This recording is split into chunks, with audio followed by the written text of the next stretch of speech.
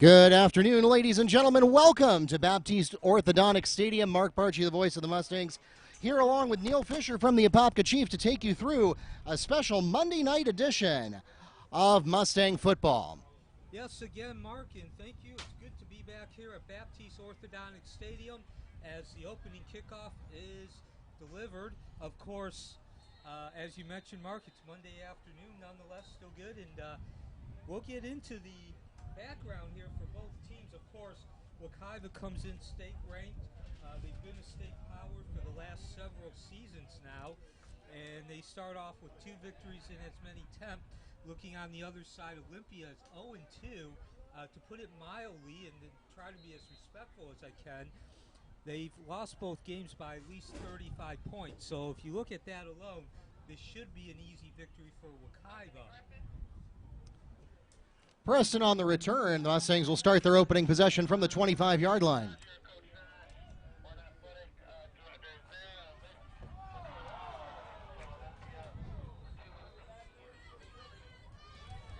The pass falls incomplete. And of course, Wekiva going for the dagger, the throw right away there. Something that we're not accustomed to seeing, Mark. Wekiva is more of a methodical team. They're not quite as ground and pound as, say, a team was 20 years ago. But nonetheless, they still do go to the rush about 65% of the time. Intended receiver there was Chris Reed. 2nd and 10 on this down for the Mustangs.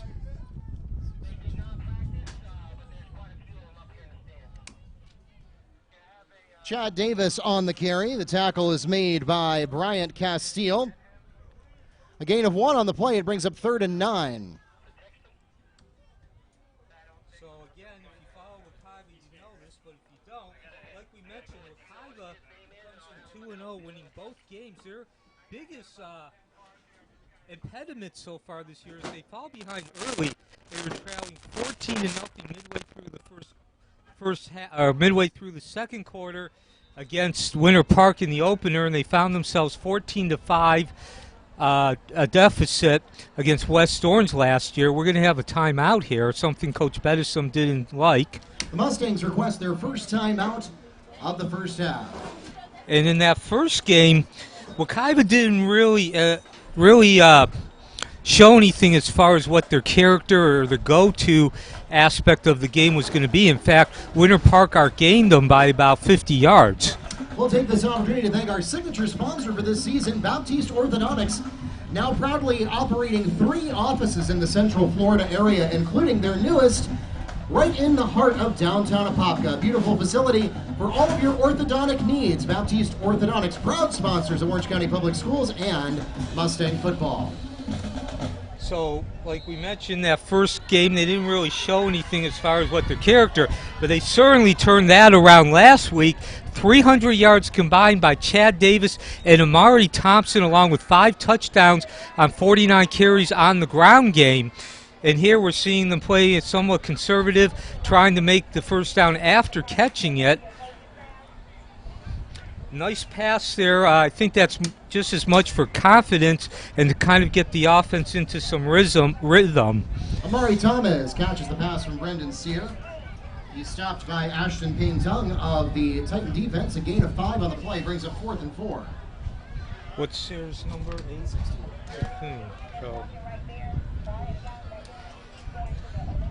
So again, not much doing on this first play. And not only, as I just mentioned, Wekiva bugaboo this season so far has been getting off to the slow start. Oh, big break there. I'll get to that in a minute. But not only this season, but going all the way back to last season, they were they did not score until about halfway through the second quarter against Olympia. So that really has been a trend which has continued for about a year now. As far as that fumble, obviously Olympia recovered it, but they did lose about 10 yards in the attempt to recover it.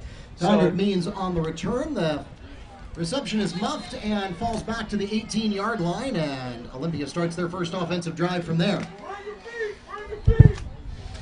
And so Olympia is a far cry from the team they used to be about 10 seasons ago. They, of course, were only 3-8 last year, including the preseason kickoff classic, and they've lost both of their games so far this season by over 35 points. Pass. That was a pass, right? Complete Isaiah Davis for a gain of 1. Who's Davis? 17.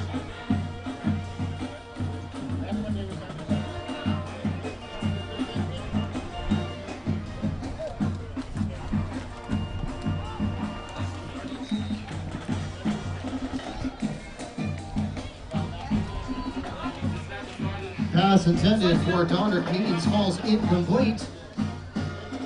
That brings up 3rd and 9 for the Titans. So Olympia, like they were last year, they're using a spread offense. Again, nothing really fancy, no extra wrinkles. This is a very young and inexperienced, and it's a very young team for Olympia, so they like to keep it close to the vest. Don't make any mistakes. Don't take any high-risk, high-reward plays. And if you can stay close enough, you have a shot of winning there in the 4th quarter. Was that incomplete? Amari St. Charles, please report to the front gate. Amari St. Charles, please report to the front gate. Was that incomplete? Huh? Christian Banks on the play. A loss of 2, 3rd and 11 coming up. So a bit of a surprise there on that first series by Olympia. As I was starting to say, they were close to the vest as far as not taking a lot of high-risk, high-reward plays.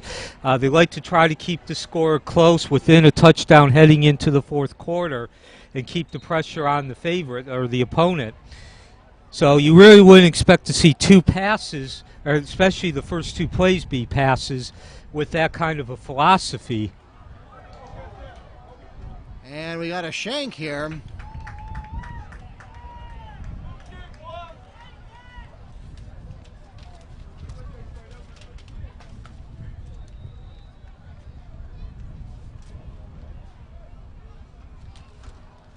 Chip's punt is marked out of bounds.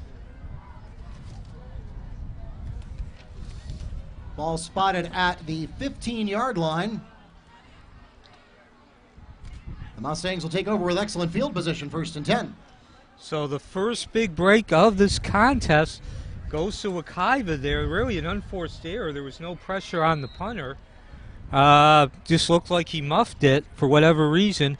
Now Wekiva comes in again. Brandon Sears takes over the starting QB position this year, and last week they really came out and put on a clinic there when it came to rushing the ball, with Chad Davis and Amari Thomas gaining 300 yards. Chad Davis on the carry, Tucker Ingram on the stop. A gain of 2 on the play brings up 2nd and 8. So we have yet to see Thomas. Davis has carried the ball now 3 times. Got a screen here.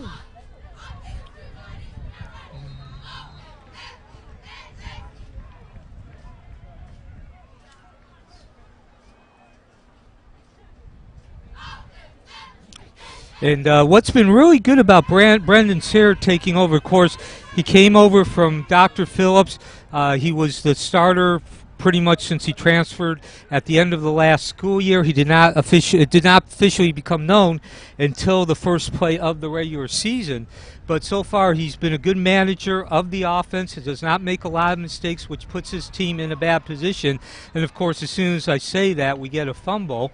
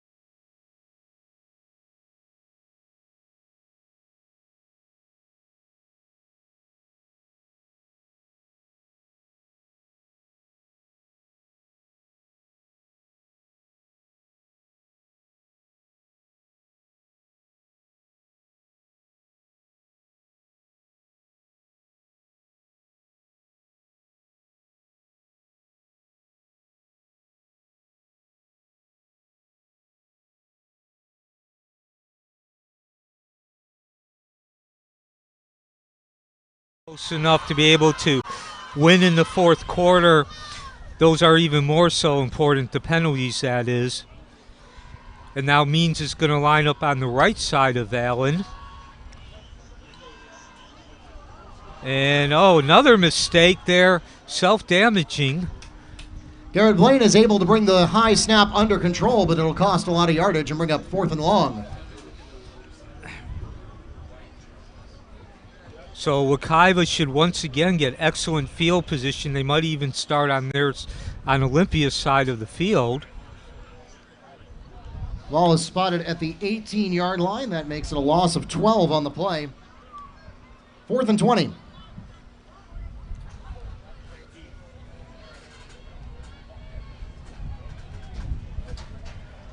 So, of course, we're still fairly early as we approach the 3-minute mark remaining in the first quarter, but Olympia actually right now has gained minus 15 yards and has yet to gain a first down. The punt rolls out of bounds just inside Wekiva territory at the 45-yard line.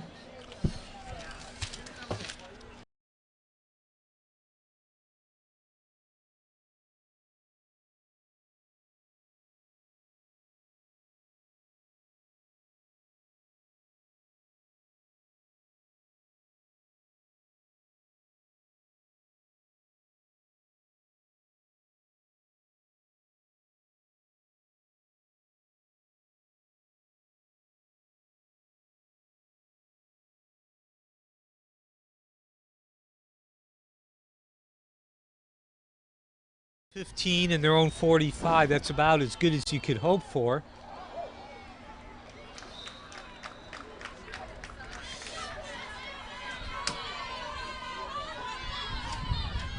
Pass is complete to Harleante Reed, and it's good for a Mustang. First down. What's the number? 86. 6? 86. 86. How many yards? 11.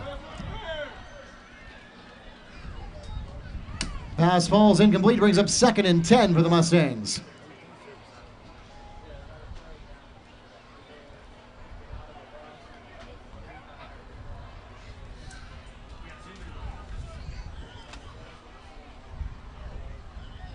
So Sayre off to a very respectable start there, 2 of 3 now. And that was actually Wekiva's first down of this ball game. Again, they started at the 15 on the last possession, so that is something of a fake stat or a deceiving stat there. But Sayre, again, going very nicely and effectively to that same wheel, route, and pitch patterns. Pass is complete to Harleante Reed, and it's good for a Mustang. First down. Tackle made by O.J. Havens. How many yards? How many yards? 11.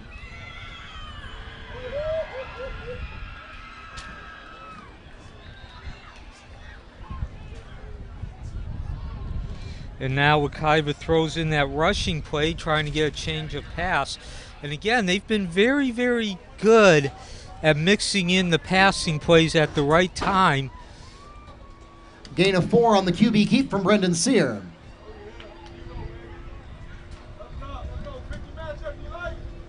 And I lied. That was actually quite a bit more than that. That was who? That actually takes the ball for an 8-yard gain. He's going to go all the way, and pass intended for Harleante Reed is just overthrown and incomplete. It'll bring up 3rd and 2 for the Mustangs.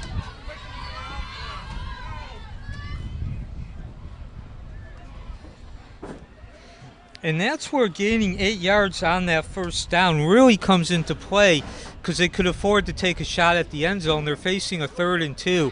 Obviously a very manageable attempt to get the first down.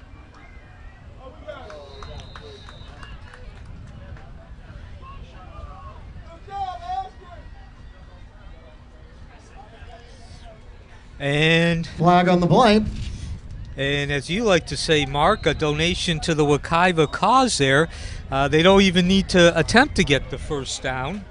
Offsides called against the Titans. First down, Mustangs.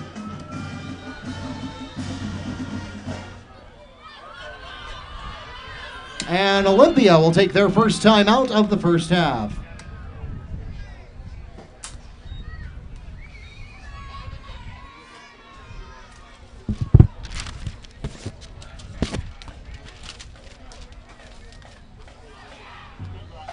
Ladies and gentlemen, for those of you who are here in person, we want to remind you that this game, like all of our games this season at home, is being webcast live on Mustang TV. You can find us on YouTube. We are Wekiva Sports.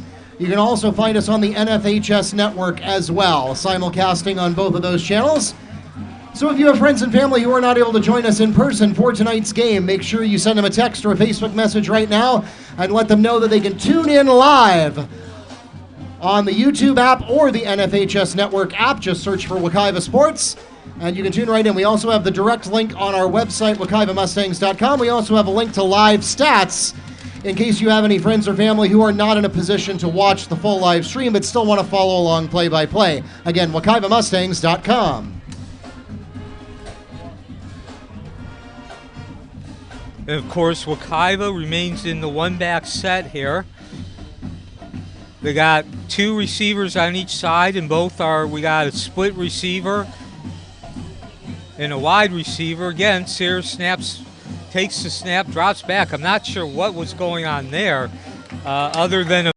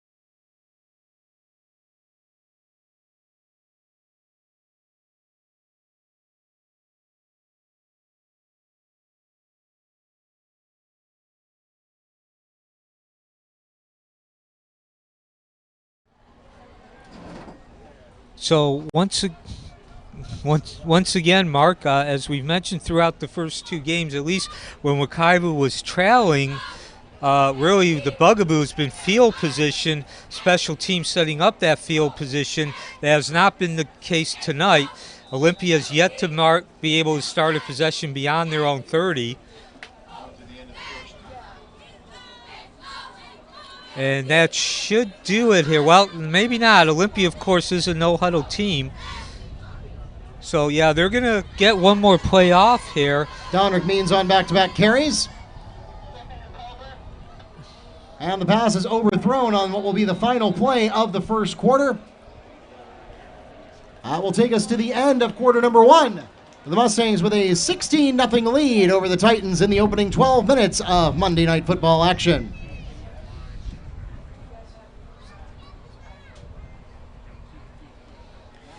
And so just a quick note here to update you out there in TV land.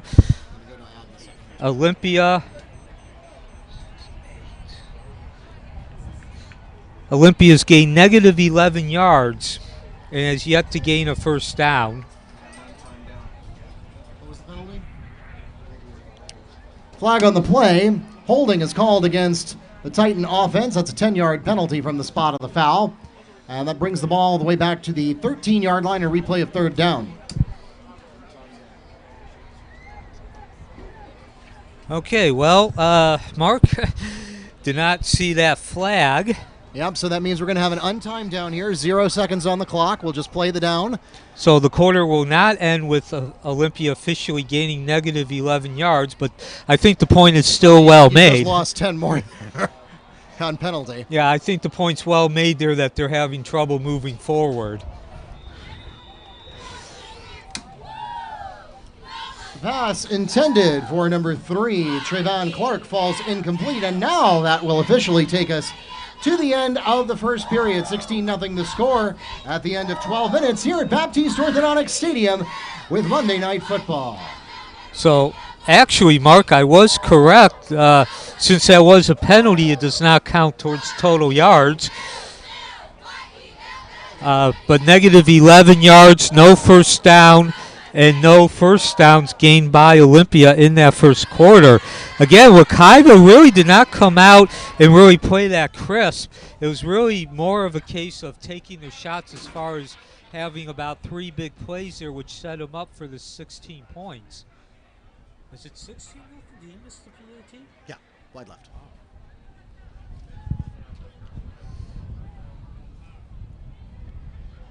All right, welcome back to Baptiste Orthodontic Stadium, where we are geared up for the second quarter of action. Mustangs dominant so far. A lot of self-inflicted wounds by the Titans with a couple of muffed snaps and muffed returns and interceptions, giving Wekiva some excellent field position and putting them on top with 16 unanswered points to open the game. Yeah, Mark, and again, just to emphasize the point, I know I've mentioned this probably 3 or 4 times, but I really think that score grows out of the fact that Wekiva really hasn't dominated as far as the actual play in a consistent manner. It's been more about getting 3 or 4 really big plays, ripping off that impact, that play of having significant impact at the right time. Of course, Luther Johnson returned an interception for a touchdown. That was the last points which were put on the board. The other touchdown was the result of a bad punt by Olympia, gave Wekiva possession on the 15-yard line. And the field goal actually came too because Olympia had to punt from inside their own 10-yard line. Wekiva got the ball on their own side of the field. Actually, they got the ball at their own 10-yard line. And again, excellent field position. I believe that's the 3rd time out of 5 series now that Wekiva is going to start a series on Olympia's side of the field.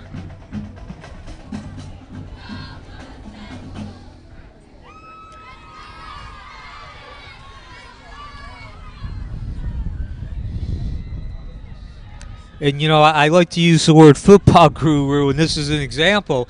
I don't think you necessarily have to be a football guru to understand when you're starting possessions on your opponent's side of the field. It not only gives you more momentum, but it puts you in a position of having more room for error, and it gives you more options. You know, if one option doesn't work, you can go back to the drawing board, and it's not as costly.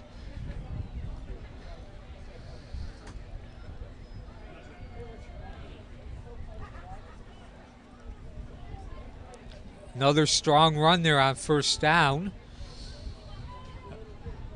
Going to the outside that time, a weave by the running back. Thomas now took that last carry. That was Thomas, right? I had this 2. Oh, it was 2?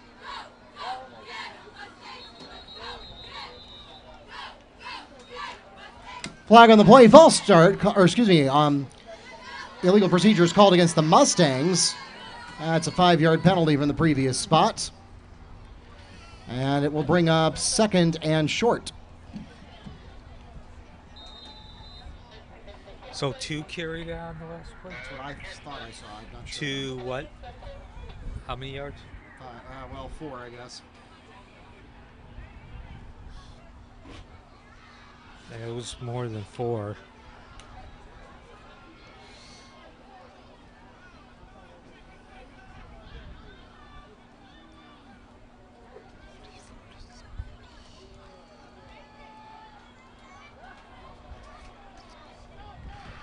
How is it that Wekiva has the ball? Olympia punted.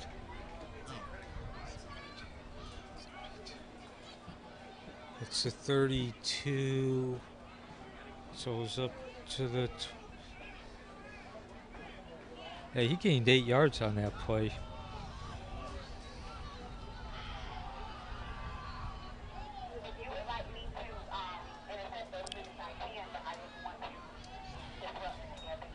Where did we start this drive? I had the 30. It's the 38. Okay. So yes, you were right. You were right. It was Thomas. No, it's the 33 actually. My bad. Okay. And you were right. It was Thomas. Do what you have to do. We'll find out here, okay? Seriously, if you've got something you have to get done, you're good to go.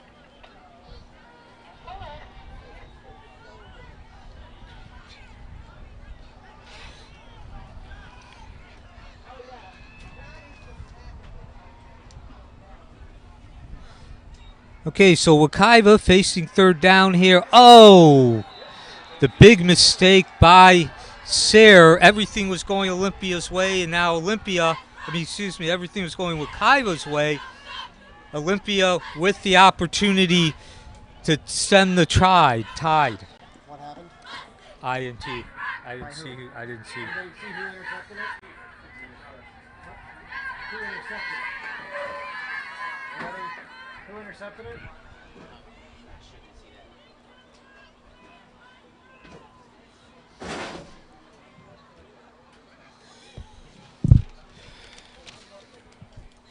And really a bad decision there by Sayre, trying to force the ball to the inside.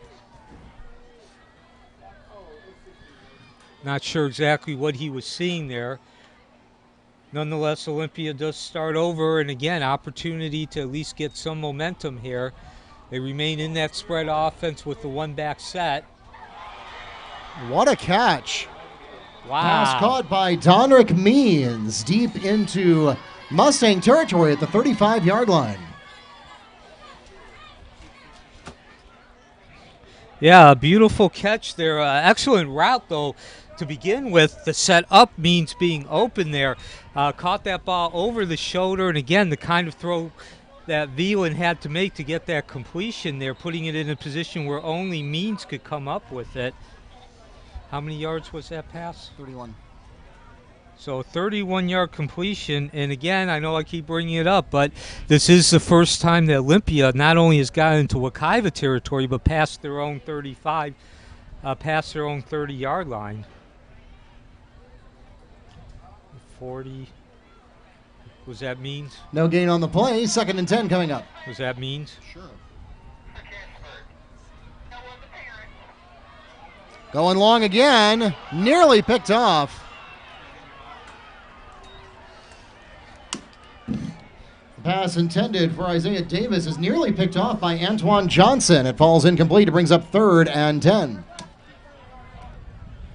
So I think, again, you're seeing just that physical maturity, the disadvantage coming into play there. Once again, this is an Olympia team that has a lot of experience. They had 18 starters coming back from last year, but those starters were freshmen and sophomore, so they're still looking at being at least a year in class against the Mustangs. Pass intended for Isaiah Davis falls incomplete. Aquilas Sumter on the coverage. And I'm not sure if they're going to get him for pass interference or if they're going to get him for roughing after the play, but one way or the other, Wekiva's going to give up some yardage here. Well, to be honest, I didn't really think that was pass interference. Looked like the contact was made after the ball had touched hands.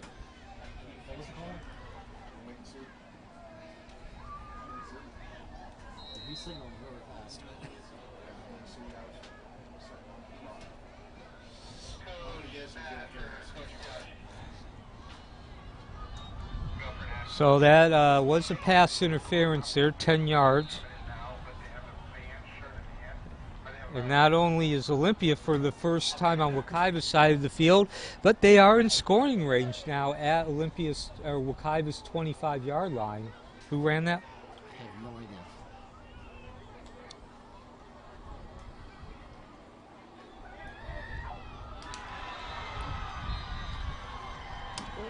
Pass is complete to Isaiah Davis in the end zone for a Titan touchdown. Is that 21 yards? 19. 19.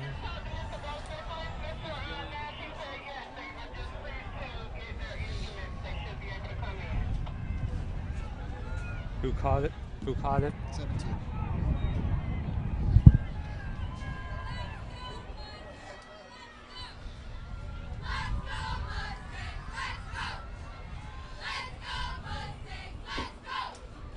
Who's kicking?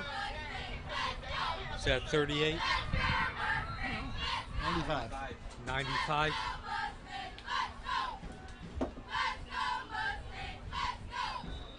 Colby Kittner's extra point is up and good.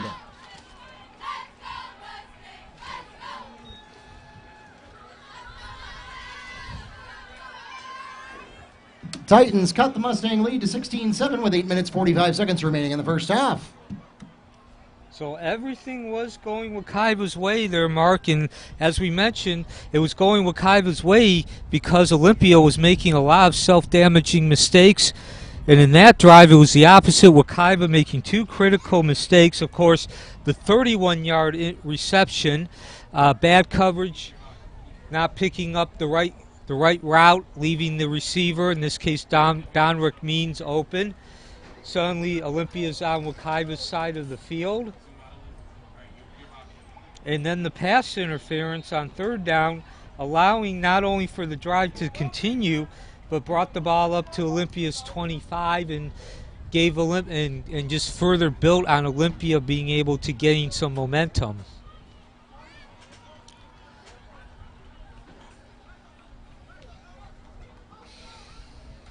Kittner's kickoff is going to go all the way to the end zone. Kittner with a touchback. The Mustangs will start this possession from their own 20-yard line.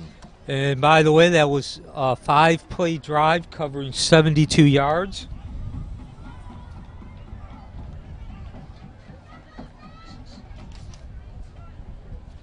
And as I mentioned there, at the end of the first quarter, Olympia was actually on the negative side in total yards. Now they're obviously on the positive side. Now again, Wekiva up 16-7. They're not really in a position where they absolutely have to answer, but it certainly would behoove their chances if they can come back here. Even being able to gain a couple of yards, a couple of first downs, would certainly go a long way towards Wekiva regaining some momentum. Chad Davis on the carry for a gain of 2. 2nd and 8 coming up for Wekiva from their own 22-yard line.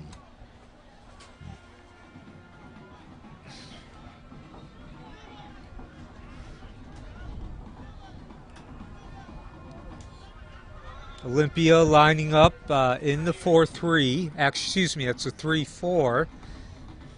Again, Olympia on defense, much like offense, they don't take a lot of high-risk, high-reward plays. Keep the play, keep the philosophy close to the vest. Keep the play in front. Force the other team to have to chew up the yards methodically and steadily.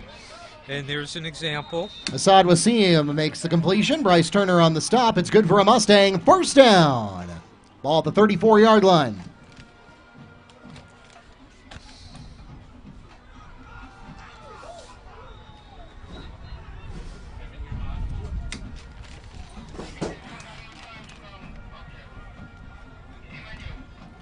Amari Thomas on the carry for 2 yards. That brings the ball out to the 35-yard line for 2nd and 8. They're at the 35. 35? Yes.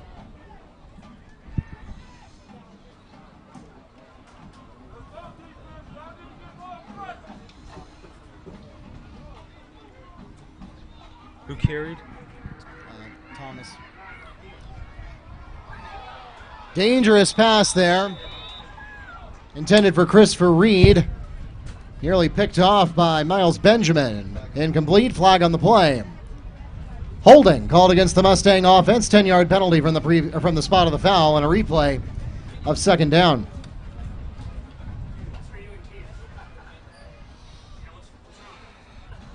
So a double whammy there for Wekiva, the penalty and the incomplete play. That's only the 2nd penalty committed by Wekiva. As we mentioned, Olympia has now committed 6.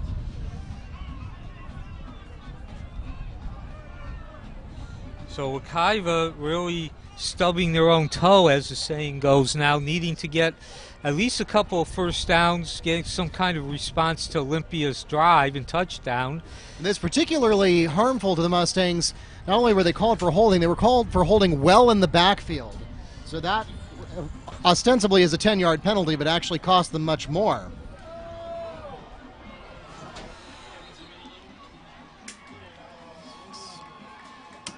Pass is complete to number 86, Harleante Reed. Havens on the tackle.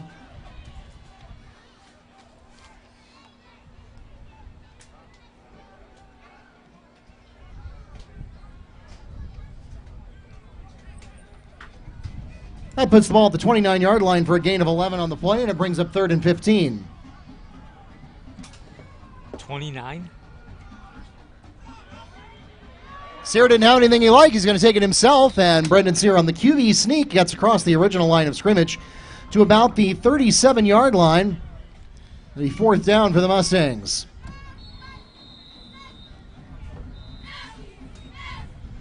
So he gained 8 yards? Sure.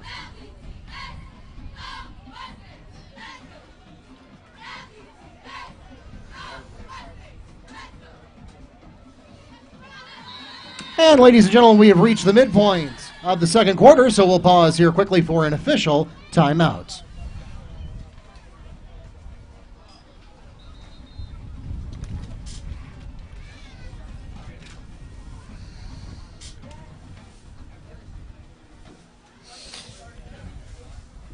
Coming up at halftime, you'll have marching band on the field for the 2nd time this season here at Baptiste Orthodontic Stadium. We hope you'll stick around for that. We also want to remind you the Mustangs are getting ready to head on a 3-game road trip. You will not see the Mustangs at home for about another month after tonight, but you can follow them, of course, on the road. We'd love to have you. We'll also, while we do not do full live streaming from our away games, we do some limited pregame, halftime, and postgame coverage, as well as, of course, keeping you up to date live on Twitter.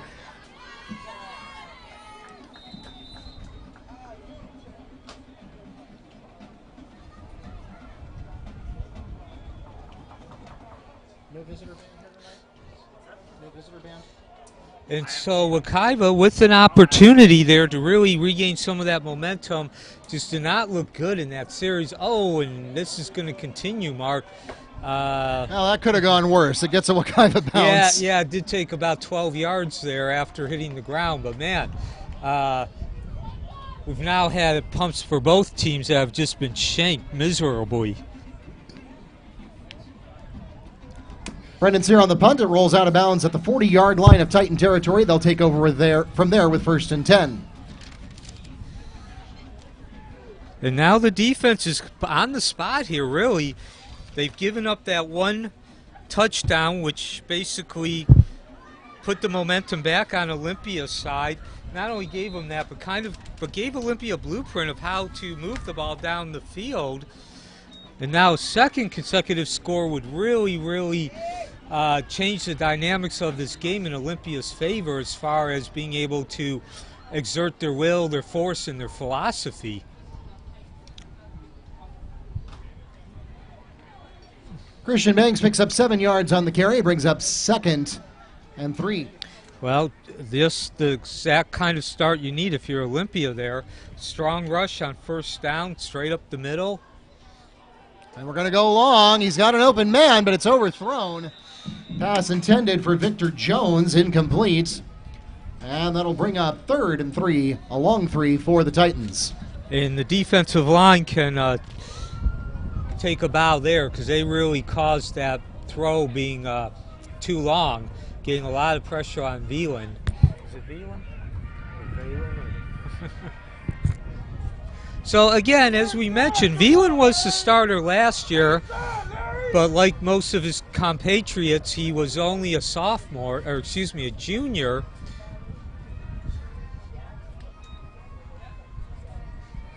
Here comes Banks again. Well, he is going to sneak ahead for the 1st down. Christian Banks on the carry, finally stopped by the Mustangs' Jamel Lynch, but not before picking up a Titan 1st down.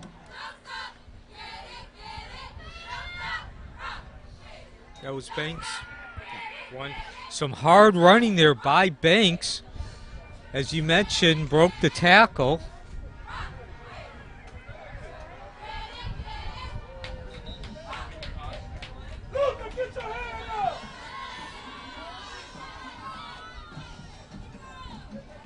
Banks on the carry, and this one not going anywhere with the Mustang defense.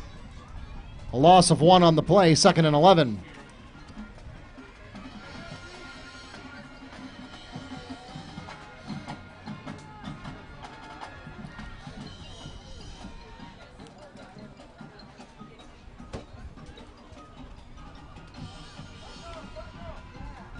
Looks like they're going to go long again. Got an open man, but it's through his arms. Pass intended for Donrick Means falls incomplete. It'll bring up 3rd and a short 11. Flag on the play. Holding called against the Titan offense. 10-yard penalty from the spot of the foul. Replay of 2nd down.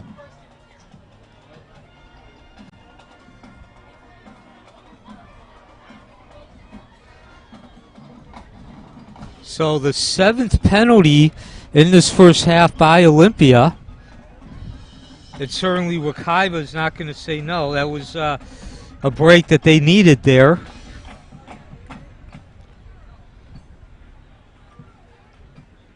Dropped the ball all the way back to Olympia's 40.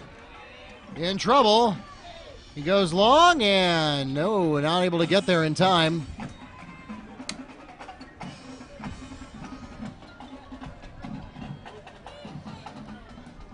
Pass intended for Friedman falls incomplete. And brings up 3rd and long.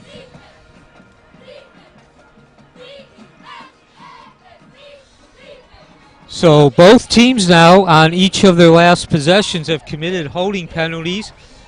And again, really stubbed their own toes, as they say, putting them in bad positions there. Olympia choosing to remain conservative. Really looked like they were adhering to the school of thought, fight to live another day there. Pickup of 6 on the play. KT Timothy on the carry. And it brings up 4th and 18.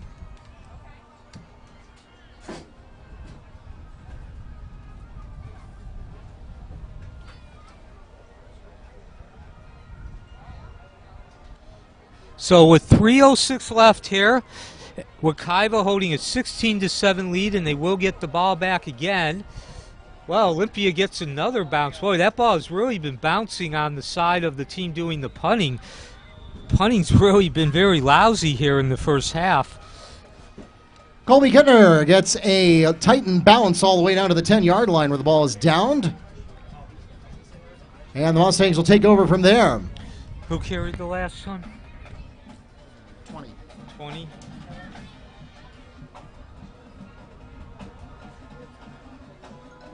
Looking at the wrong.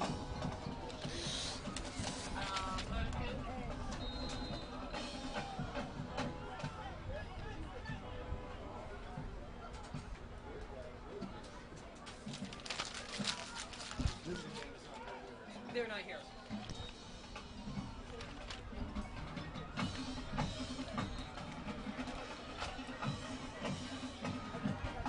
Chad Davis on the carry for the Mustangs.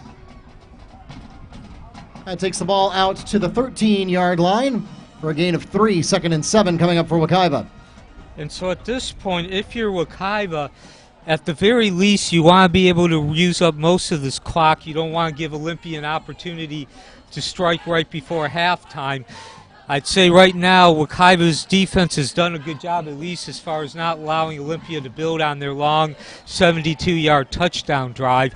And you certainly don't want to give that work and that effort back to Olympia here. So again, Wekiva going back more to form, rushing on the first two downs of the series, and 3-yard gain on the QB sneak for Brendan Sear. Brings up 3rd and a long 4 for the Mustangs. And they're sticking to the between the tackle rushes, nothing fancy. Again, looking like they're trying to wear that clock out.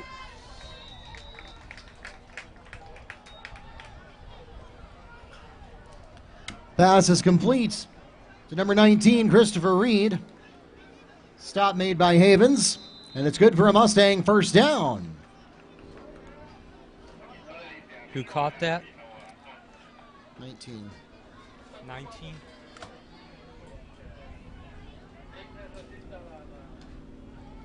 So with a gain of 8 on a completion, the Mustangs will go to the air once again. Pass intended for Harleante Reed is into the ground and incomplete. It brings up 2nd and 10 from the Mustangs' own 24-yard line.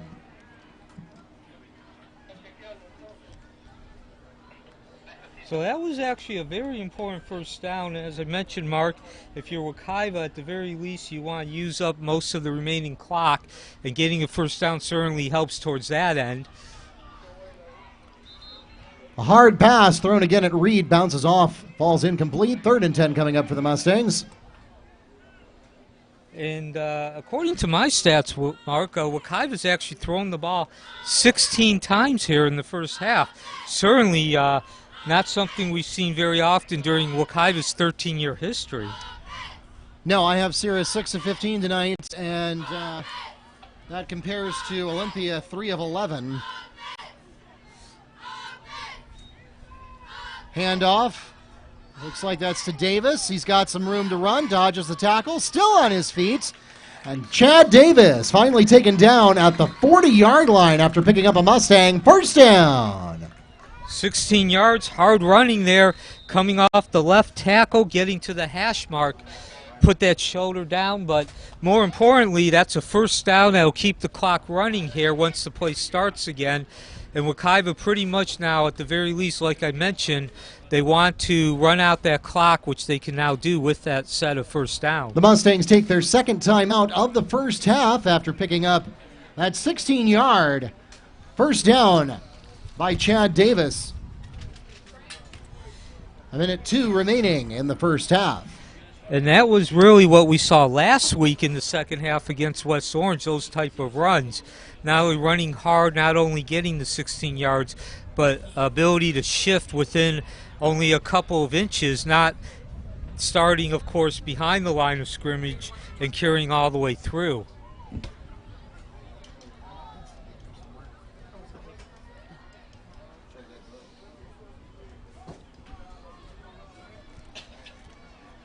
And so a lot of credit on that last run by Davis. He was probably first touched at about the 30-yard line, managed to get another 10 yards, continuing to dodge defenders, and a good job by the Mustang offensive line throwing blocks for him. Pass intended for Jamon Coleman is short and falls incomplete. That'll bring up 2nd and 10 for the Mustangs. And don't be surprised if you see the Mustangs continue to stick to their passing strategy here, because it keeps the clock stopped. Right, there's 57 seconds left. And again, that first down, also, I mentioned, of course, you want to keep possession of the ball. Don't want to give Olympia an opportunity to score.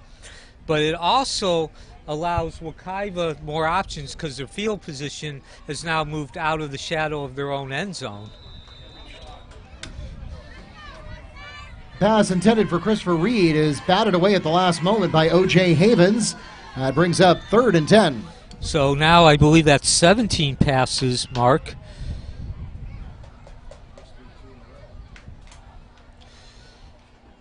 Now, of course, you're seeing the bad side, the negative side. If you throw an incomplete pass, there's still 51 seconds left, and it's 3rd and 10.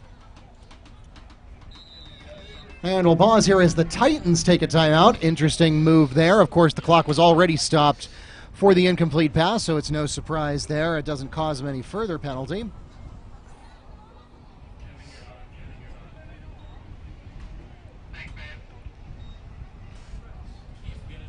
And by my count, that leaves each team with 1 timeout remaining. Ladies and gentlemen, I remind you, if you're not already doing so, make sure that you are following us on Facebook, Twitter, and YouTube. We are at Wekiva Sports on all 3 of those services. You'll get notifications whenever we are live, and you'll also be able to follow real-time updates from many of our athletic events, as well as news and information about our athletes and alumni. Again, that is at Wekiva Sports on Facebook, Twitter, and YouTube. For those of you listening to me on the YouTube channel now, of course, you already knew that, but make sure you tap that subscribe button while you're there. We appreciate your support.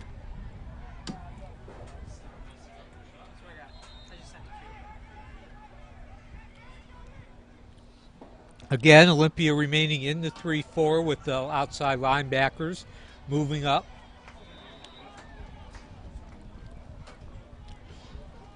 And now, obviously, not a first down. So the question is, does Olympia want to use their timeout? Wekiva's going for it here. Gain of 7 on the play by Thomas. Nothing to lose for Wekiva by going for this first down here. And I am somewhat surprised that Olympia's not calling a timeout after calling the timeout on the play before. And to be honest, it looks like Sarah's just trying to take as much time as he can off the clock here. Yeah, I think this is going to be an all-or-nothing play.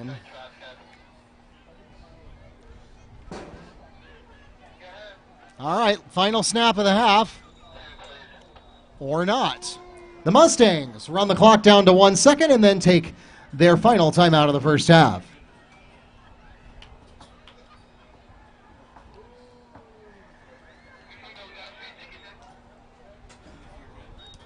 So again, Mark, I have to admit a bit of a surprise, at least for me, that Olympia didn't take a timeout. It would seem to me that if you're going to take a timeout on the play before, you'd want to take a timeout and conserve as much time as possible on the next play.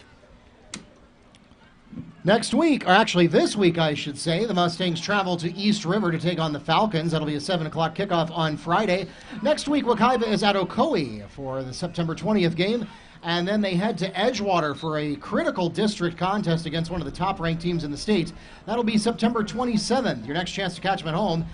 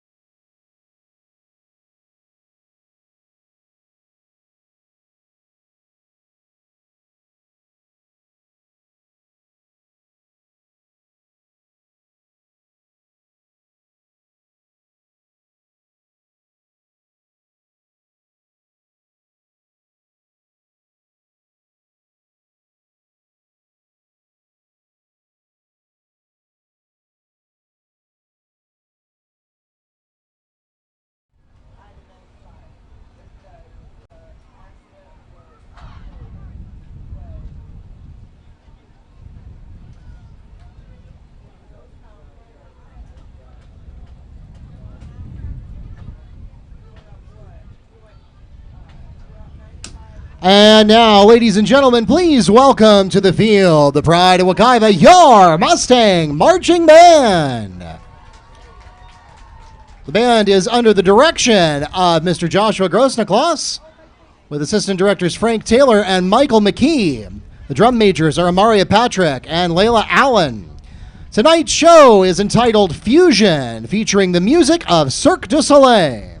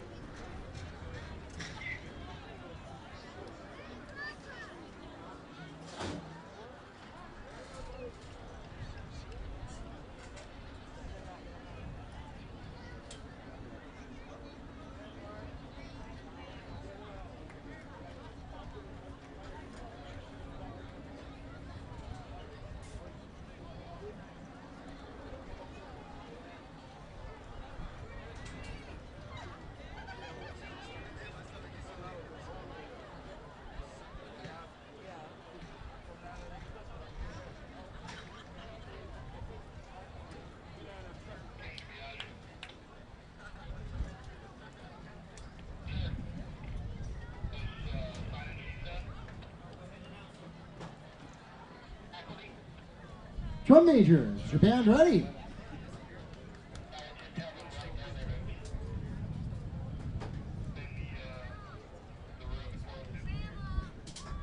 Please take the field for your halftime performance of Fusion.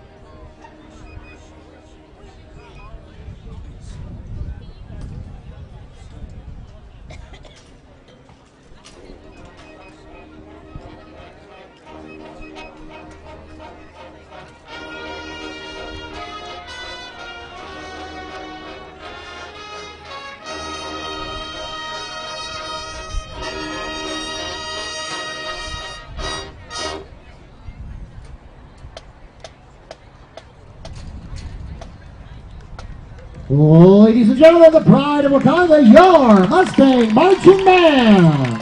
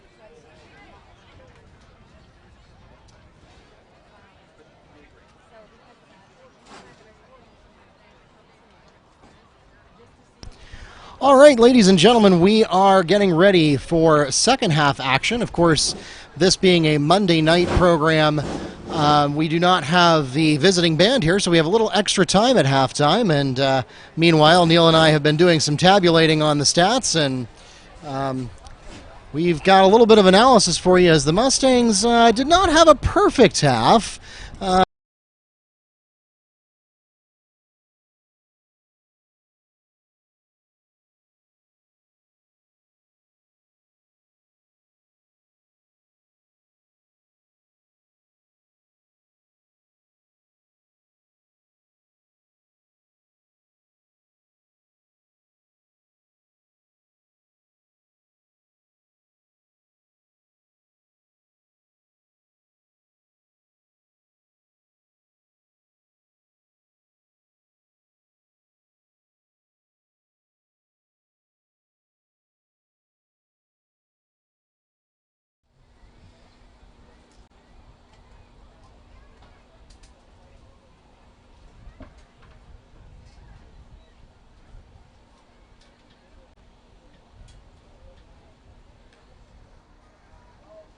All right, welcome back to the press box as we get ready for the second half here at Baptiste Orthodontic Stadium, where the Mustangs had certainly far from a perfect first half.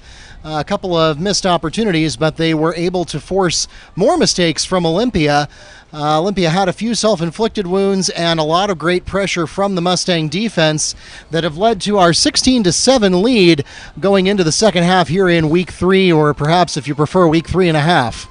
Yeah, absolutely, Mark.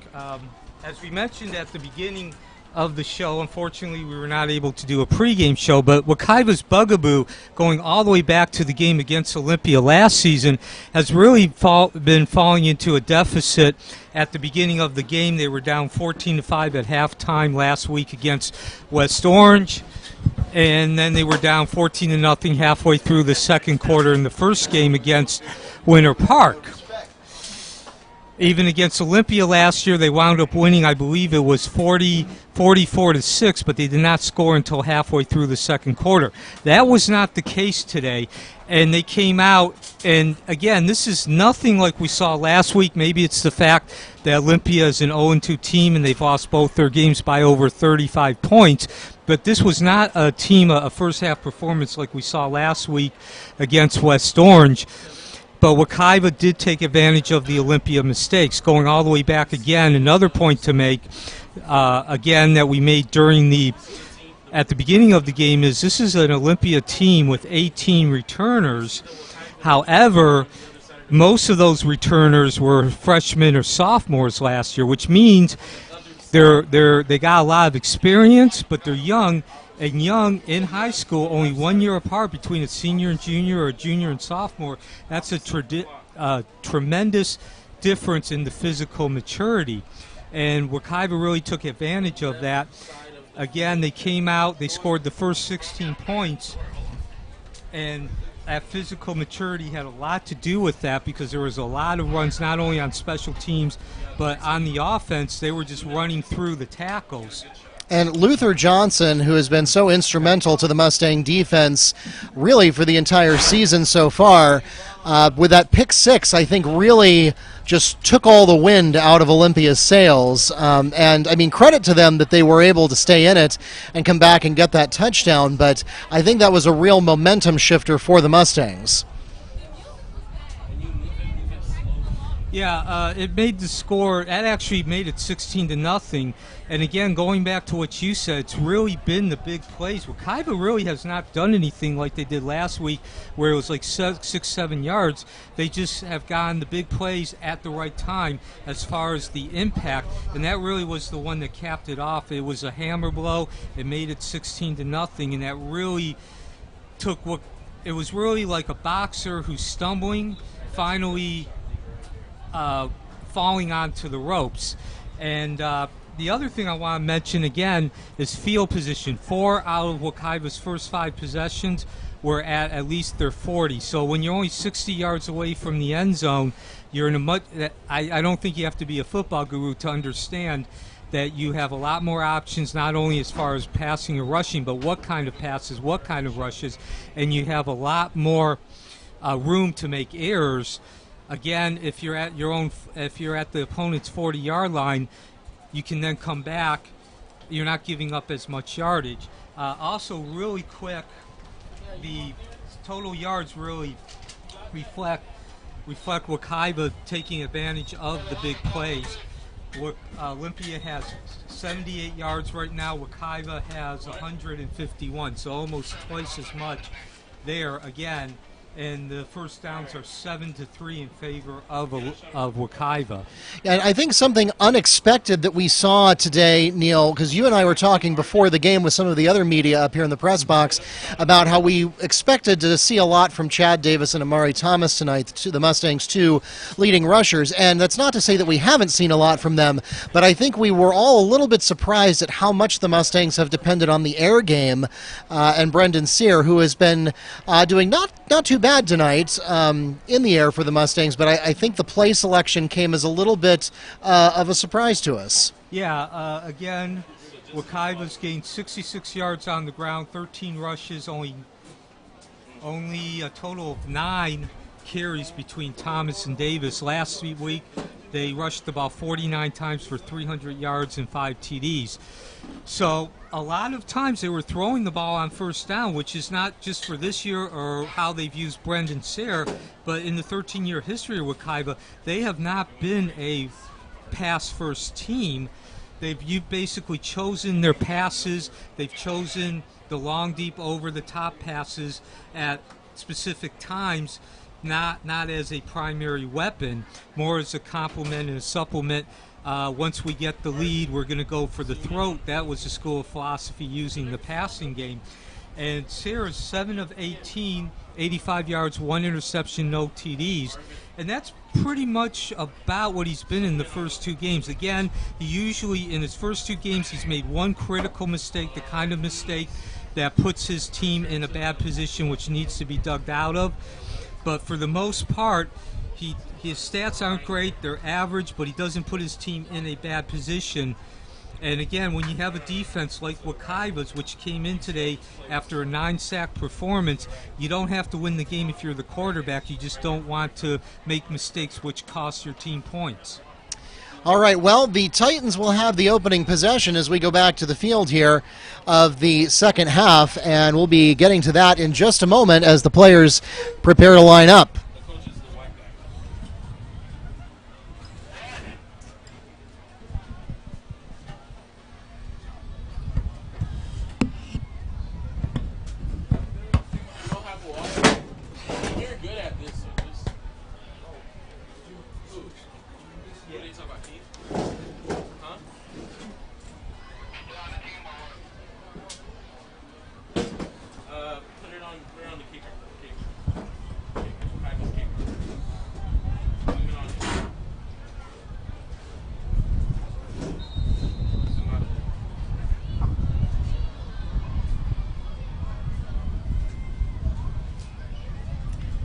And we are underway.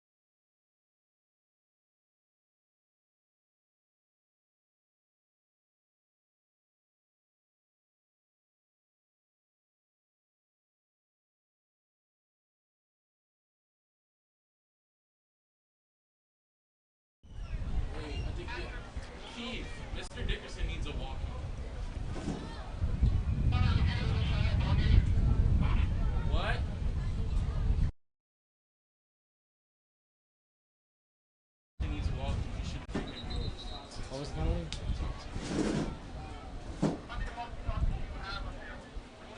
I have one. Arvin has one. Is that a holding penalty? I don't know. Was that a holding penalty? Yes. You're right. So a critical penalty there, holding by Olympia.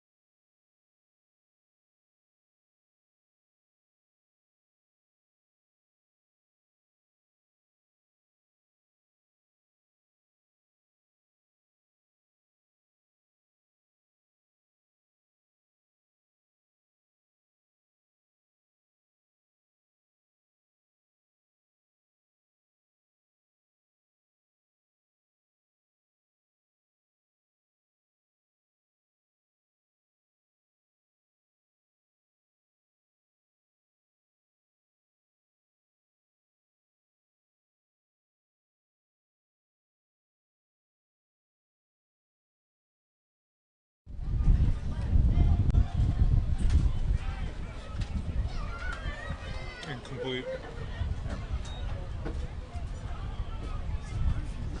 Pass bounces off of Fletcher Charles for incomplete, and that'll bring up second down. Arvin, you're the best one. The best kid. Got you.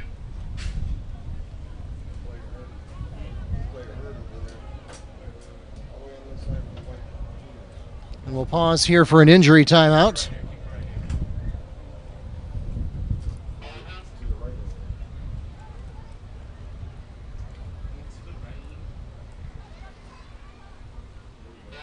See where that trainer is helping that player? Zoom into him, Arvin.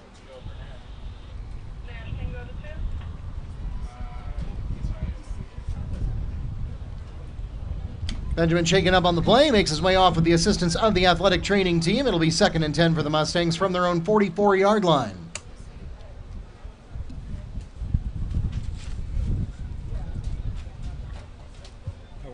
We're not on anymore? Yeah, we're on. Oh, all right.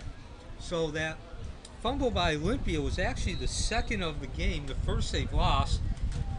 And again, we talked about it at halftime. Big mistakes there by Olympia, opening up the door for Wekiva, and that's how they built that 16-0 lead at the beginning of the ball game.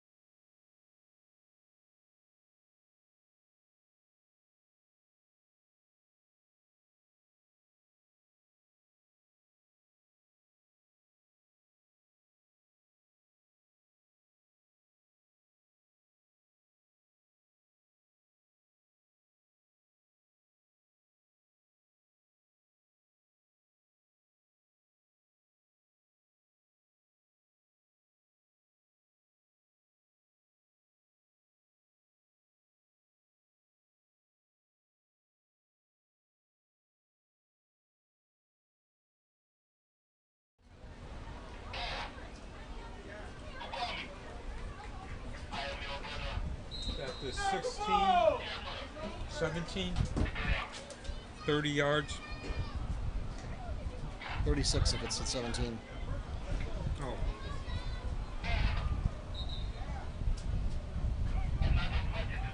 Handoff is made to Chad Davis. That's good for a gain of 5 yards. 2nd and 5 coming up for the Mustangs from their own 12.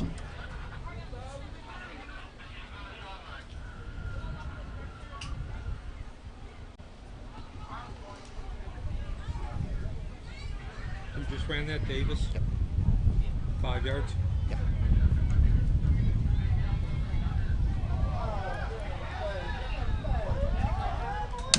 Pass intended for Assad Wasim is batted away by Hudson. Biala Sukana.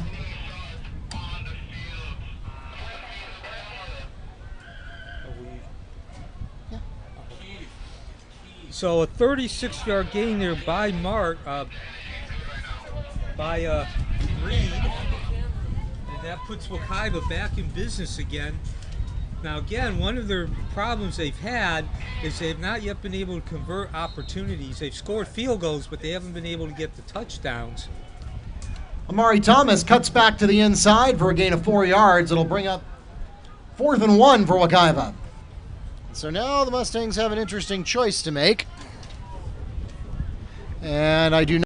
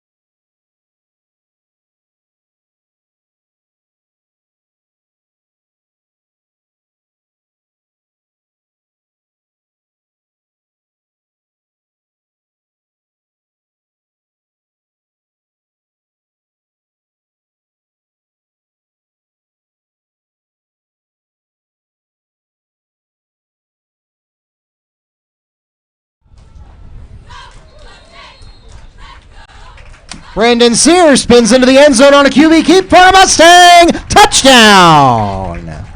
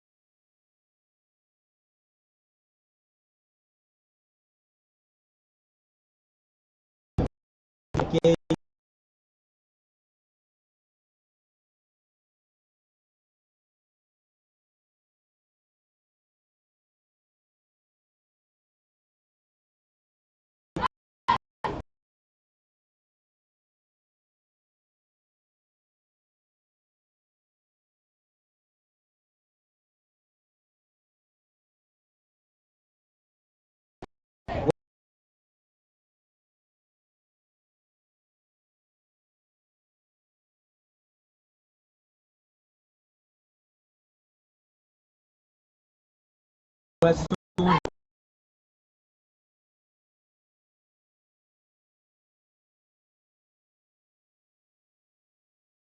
drive ending touchdown. So Olympia takes over possession at the 30-yard line. Pass to Victor Jones, pass incomplete, over 7 10 30.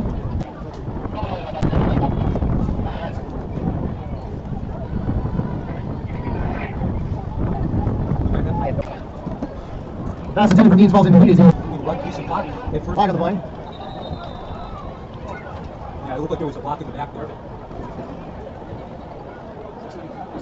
So 5:43 left here, and it is going to be against Wekiva. Penalty that is. Target the play, block in the back, is fouled against the Mustangs. It's a 10-yard penalty, response foul, take the ball off the 40-yard line, and that's where we'll start. As soon as we come back, from the quarter order. And again, Mark, that is the advantage of having very good field position. Even though they committed a penalty, Wekiva is still starting at its own 40-yard line, just 60 yards from the end zone. It's on the left side of the field.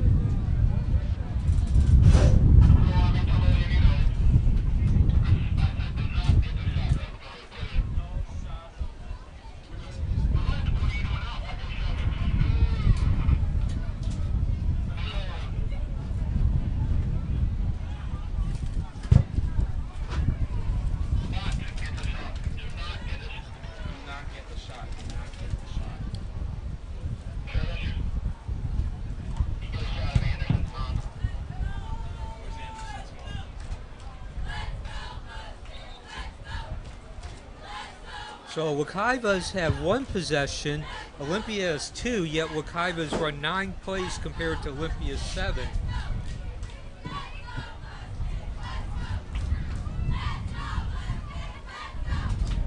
Of course, a golden opportunity here created by Wekiva's defense to really keep this game out of reach here for the offense. Wekiva remaining in the 1-back set, lining up offset. Flag on the play. 2. Provisionally, Chad Davis running for no gain.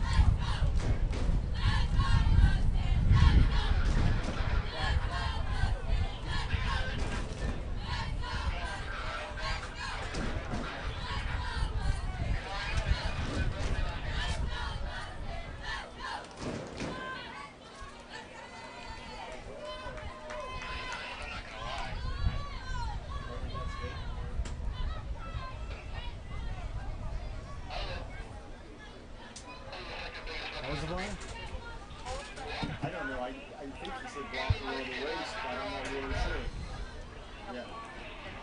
Block below the waist. Block below the waist is called against the Titans. That's a personal foul for 15 yards. It takes the ball into Titan territory at the 45-yard line, 1st and 10. And wow, Mark, like 99% of the time where that flag came down right behind the center, that's usually a holding on the offense. So that's the 45.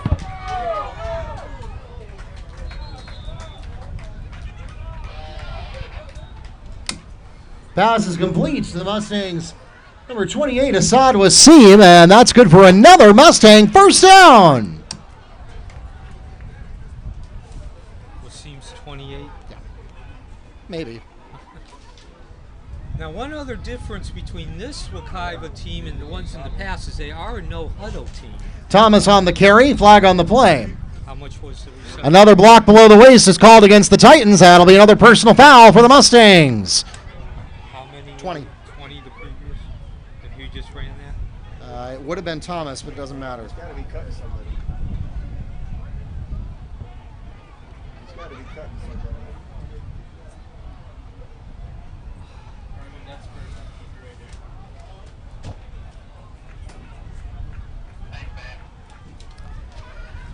That penalty will be half the distance to the goal. It puts the ball at the 12-yard line and brings up 1st and 10.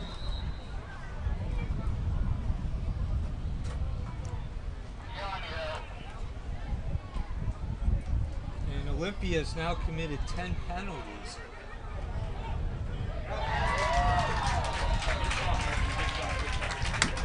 Pass is complete to Christopher Reed in the end zone for a Mustang touchdown. However, we have a flag on the play. What's the flag? Now he just threw an unsportsmanlike on the coach or something. Unsportsmanlike on the coach or player.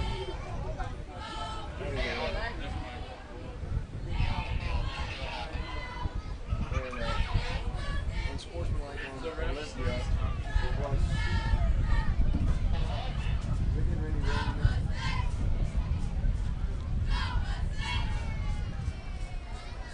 Sideline warning is called against the Titans. Unsportsmanlike conduct penalty as well.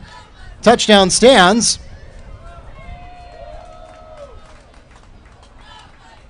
How much was that pass? I mean, who caught it? 19. It was for 12 yards.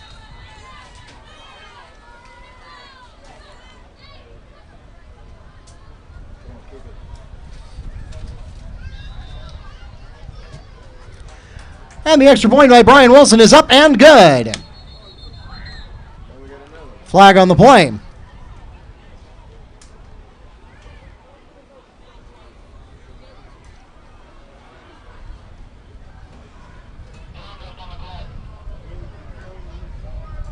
And we'll pause here. Certainly don't like to see these kinds of dead ball penalties, particularly coming from the sideline. We'll wait and see what the call here. The penalty on the previous play did not affect the outcome. The touchdown was ruled as it was. That was a pass to Christopher Reed that was complete for a 12-yard touchdown, and then we had the sideline warning and the unsportsmanlike call that appeared to go against Olympia after the touchdown, and now we have additional laundry on the field that occurred after the completion of the extra point, and so any kinds of penalties are going to be assessed on the ensuing kickoff once we find out what they are. Now, of course, remember, Neil, that dead ball penalties are cumulative. Live ball penalties, you can only pick whichever one gives you the best benefit, but dead ball penalties are absolutely stackable. Yeah, absolutely. And regardless, though, of what is going to go on here penalty-wise, that last drive was actually only 4 plays. Took up 60 yards, though, but if you remember, 20 yards came on 2 different Olympia Titan penalties, blocking below the waist. Excuse me, 30 yards. I'm on Kevin's camera. Blocking below the waist is considered a personal foul, 15 yards.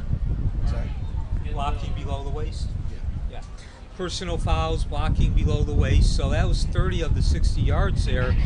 Of course, the 2 big plays was a 20-yard pass completion from Sarah to Wasim, and then, of course, the touchdown. Timeout Titans. The touchdown 12 yards to Reed. Both of them, again, that goes back to what I was telling you about at halftime with Sarah's performance during the first 2 games. He really hasn't done anything spectacular, but he doesn't put his team in bad positions. He doesn't make mistakes. He usually doesn't make a lot of mistakes. So far, he's only made 1 mistake, which could have a major impact on the flow and the direction and the feel of the game. He did that in the first half, throwing an interception. He's come back here in the second half, and I think this says a lot about just his leadership abilities. He's led Wekiva on 2 touchdown drives. The first touchdown drive was 72 yards and now 60 yards. And he's made 3 very critical completions, all 3 of them, but of course the touchdown will get the face time, but all 3 of them have been great lead passes, basically leading the receiver right to the ball. The receiver did not have to break his stride, and he put it in a position where only the receiver could get his hands on the ball, not only location-wise, but he was also able to put the ball at a position where only his receiver could get it because he released it so quickly.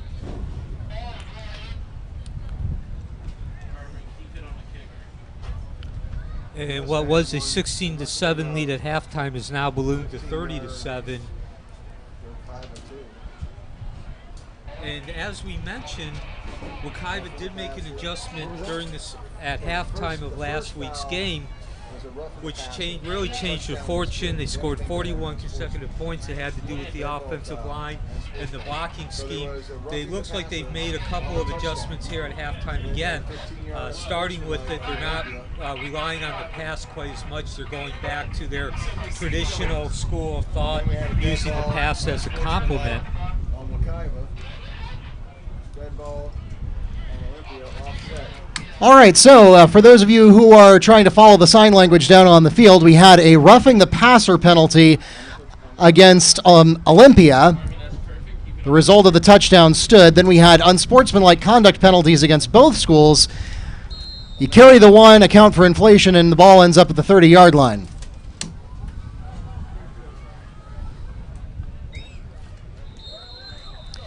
So they had one against Olympia, then they had one against both of them. That's why it went 30. So as I was saying, Mark, after you explained all the laundry on the field, Wekiva not only is going back to their traditional thought of using the pass more as a complement, but it's also a matter of when they're calling the passes. The passes have been very effective because of the time. They're not throwing them out first down. They're throwing 2 of the 3 completions were on second down, and they were the right call going against this defense, going to the outside. So in the meantime, Olympia takes over at their own 20. Yeah, those stacked penalties were not as beneficial to the Mustangs as they could have been because they were on a kickoff. So the best the Mustangs could do there was just go for the onside kick, since they were already so far deep into Olympia territory, which didn't work out for them, but still ends up about no worse off than they would have been with a regular kickoff. Tackle for loss, courtesy of Johnny Cheney after the play was made by Cameron Friedman. A loss of 5, 2nd and 15. Friedman, 84, excuse me. So Olympia, traveling by 23, going to a bit of a trick play there, at least as far as who was carrying the ball. Pass is complete from Valen to Donrick Means.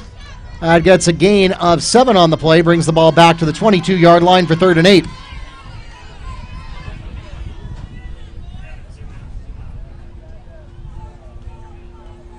More traditional call there for Olympia, going over the middle to Means.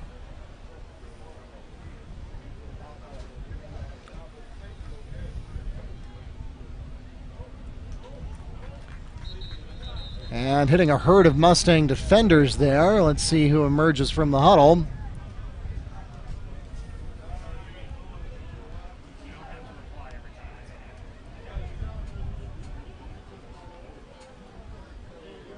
Means runs for no gain on the play, perhaps even a loss of 1. And it'll bring up 4th and 9 for the Titans. So the Mustang defense getting it done. Yeah, again, a much different team. That, well, you know, that they had that, stretch there towards the end of the first half where they just did not look good. But all in all, I believe Olympia has 7 possessions, and they've only gained 1 first down at the most on 5 of them. Flag on the play.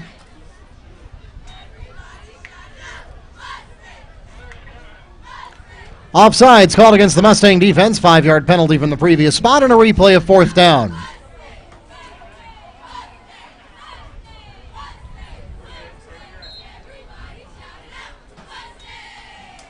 Still 4th down, though, so it doesn't really change the calculus that much for Olympia.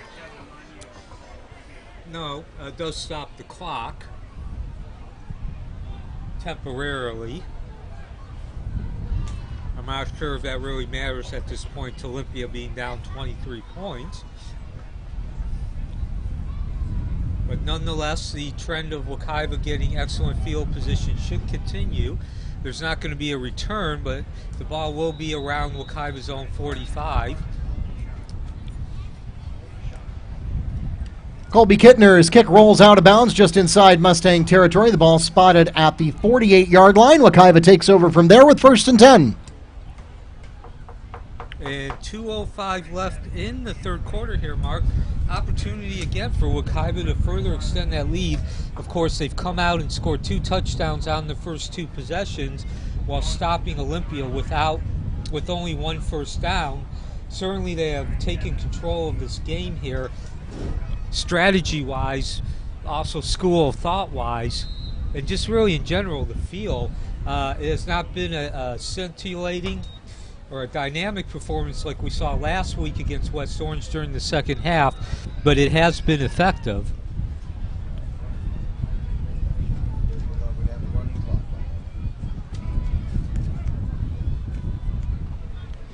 Chad Davis on the carry, stopped by Levante Bryant after a gain of 7 yards. It brings up 2nd and 3 inside Titan territory at the 45-yard line. Where's the ball at the 44? 45. 45. So again, a good strong first down run there. Pass is in and out of the hands of Harleante Reed. Pass falls incomplete. It'll bring up 3rd and 4.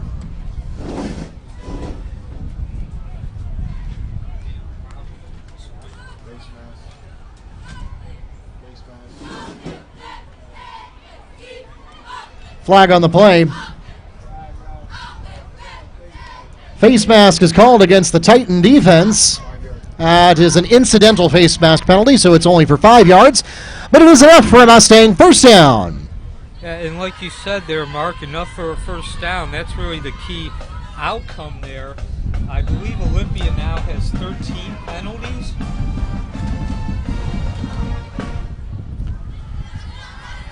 So that statistic, penalties, 13 of them, just is going to really drive a coach crazy.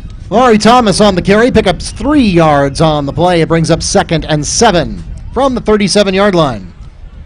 And even though we're still in the 3rd quarter, Wekiva now looks like they're just maybe not directly or full intent, but they are starting to include running that clock down in their thought process. Amari Thomas again on the carry, this time down to the 31-yard line. Make it 32, and that'll bring up 3rd and 2. 6 yards?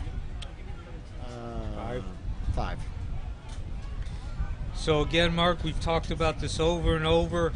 Excellent field position along with 3rd and short. Really does give a lot of options. They did not take advantage of it there. Harleante Reed.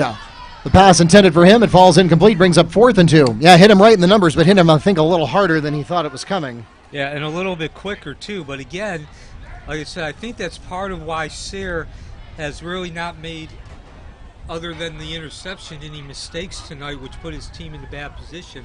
Just getting rid of that ball quickly, not giving the opponent opportunity to really read the play and react. Now, in spite of the scoring situation here, based on where they are yardage-wise, I don't think they want to take a chance on a field goal here, and there really isn't anything to be gained by punting. So they're going to go for it on 4th down, and it's going to work out for him, too. Yeah, Chad Davis on the carry. He's down to the 25-yard line on 4th down, and it's good for Mustang first down. Yeah, like we mentioned in the first half, Wekiva passed the ball 18 times, so they did not run the ball as much as they usually do. How much was that game? 7. But when they did rush it, they really about 75% of the time controlled the line of scrimmage, got that push up front. So again, not only situation and logistically, but as far as the actual play, there's really no reason not to go for that first down on 4th and 2. And that takes us to the end of the third quarter. The Mustangs with the ball, almost in the red zone, holding on to a 30-7 lead with 12 minutes left to play.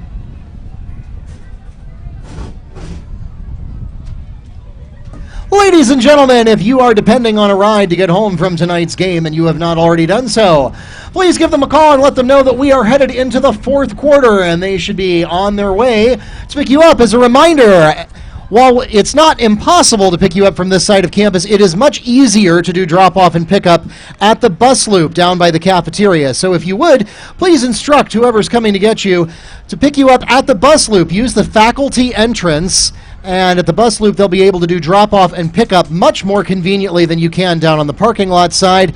We appreciate your cooperation as it is a school night, and our faculty and staff would like to button things up here and get home so that they can be here bright and early tomorrow morning. We appreciate your help.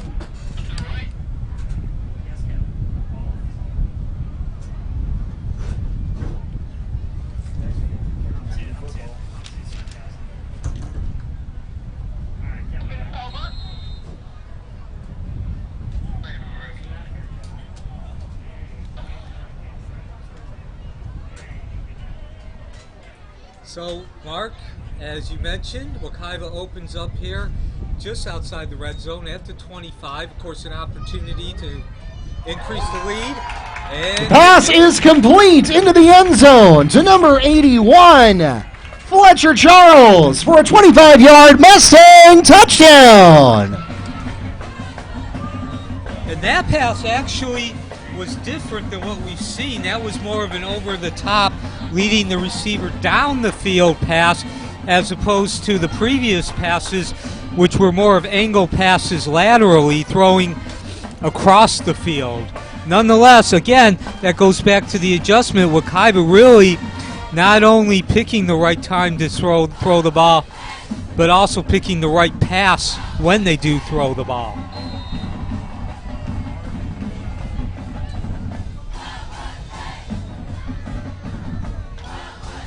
Extra point by Brian Wilson is good. The Mustangs extend their lead to 37-7 with 11 minutes 52 seconds remaining in the ball game.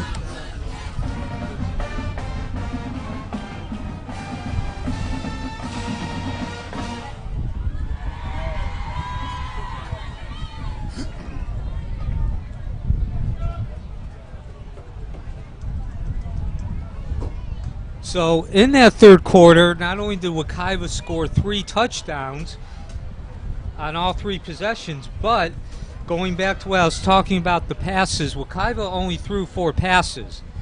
However, the shortest pass was 12 yards, and that was a touchdown. The 3 others were 20, 25, and 36. So certainly hard to argue with, again, the idea that it's not only the fact that Wekiva's picking the right spot to throw the ball, but they're picking the right pass when they do decide to go to the pass. And now with 11:52 left in the game, I think we can start thinking about a running clock here, Mark. Yeah, we're 1 score away from that now.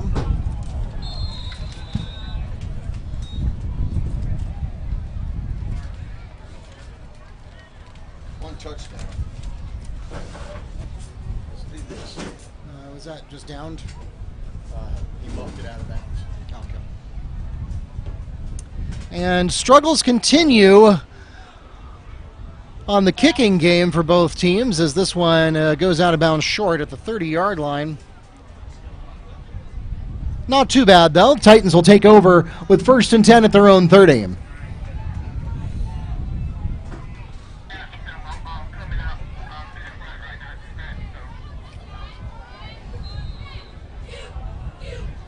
So again, Wekiva remains in that 3-4 front. They do have 1 linebacker coming up here on a blitz. And that's going to pay dividends, forcing Veland to roll out. And it's picked off!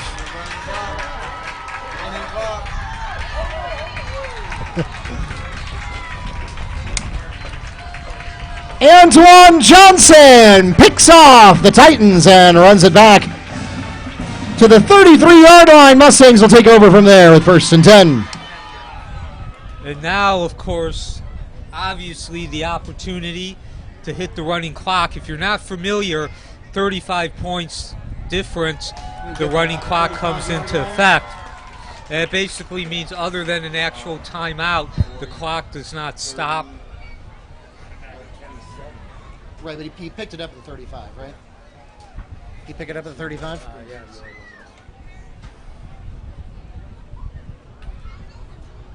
They have 27. And of course, Wekiva remains in the spread offense, one back set. He is set to the right of Veland. They're going to go back to the pass, too. And there's Fletcher Charles again. We haven't heard a lot from him tonight, but now Fletcher Charles down to the 10-yard line, picking up a 17-yard completion for a Mustang first down into the red zone. What's his number? 81. 81. So that's something else, too, which I just realized, Mark. I've been talking about how in the second half, Wekiva's not passed the ball more. It's been more efficient. The ball's been more efficient not only in the fact of when Wekiva's chosen spots to throw, but the kind of pass. But the receivers have been equally efficient in picking their spots when they catch it. And it looks like they're going to call that at the 11-yard line because the chains are still up, so that'll officially be a 16-yard gain for him. Sear in trouble, has some time. It's caught! Wow, beautiful reception in the corner of the end zone. Pass is caught by Aquilus Sumter. We have a flag on the play, though.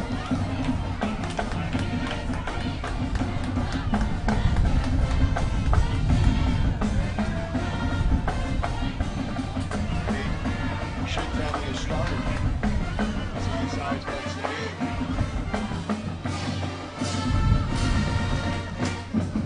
All right, so we're going to, the band and the cheerleaders didn't wait, but we're going to wait until we see what this penalty is. Yeah, and again, Mark, I guess that's why you're the play-by-play man there. You saw the flag first. I was looking at the reception. If the touchdown stands, we will be in a running clock situation. Unsportsmanlike down the play. Pretty sure it was unsportsmanlike down the play on the time. Let's go. Tell him running.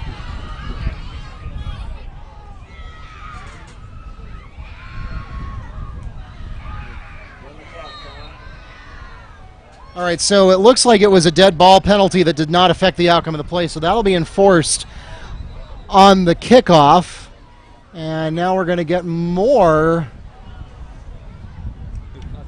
Offsides is called against the Titans. That'll be half the distance to the goal and a retry. I believe that's the 14th penalty on Olympia. Still 10 minutes left. Who caught the pass? 3.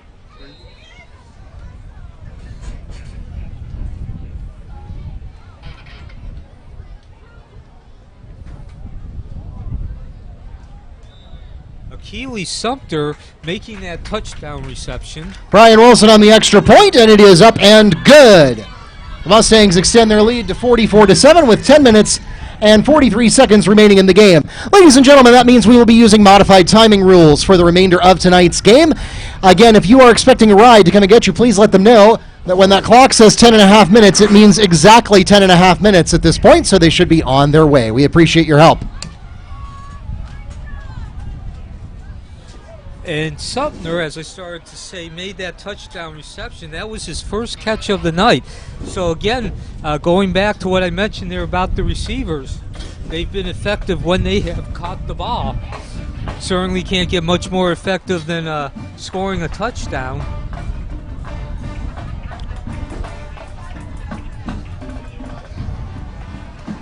And pretty much Sayre has continued on track.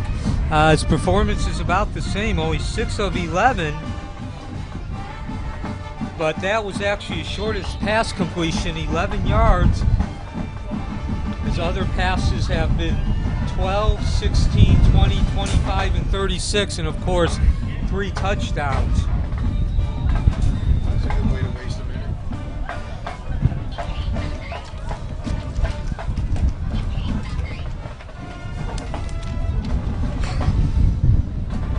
So was there a penalty enforced?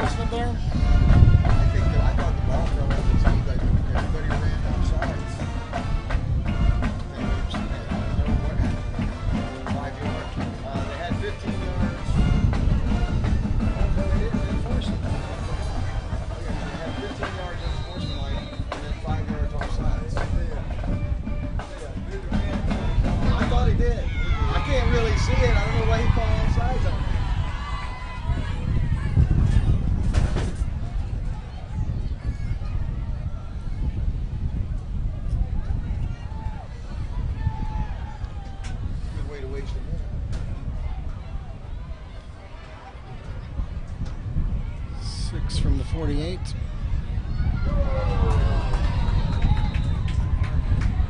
Six from 48, tile 23.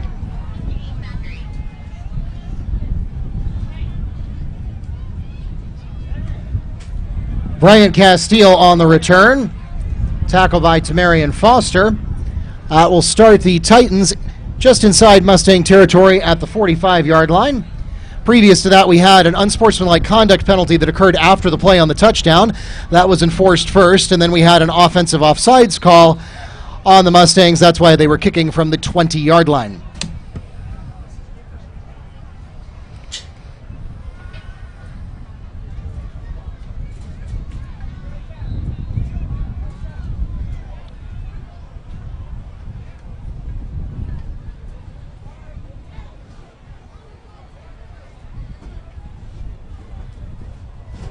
So 7.5 minutes left, and of course we are in a running clock situation. What that means is if the lead grows to at least 35 points, the clock continues to run. The clock only stops for timeouts and official timeouts. Basically, if a score points are put up on the board or a water break, or if one of the teams uses their timeout. Does not stop for penalties or pass incompletions. Pass is complete to Christian Banks and has his legs cut out from under him by Kendall Wilson.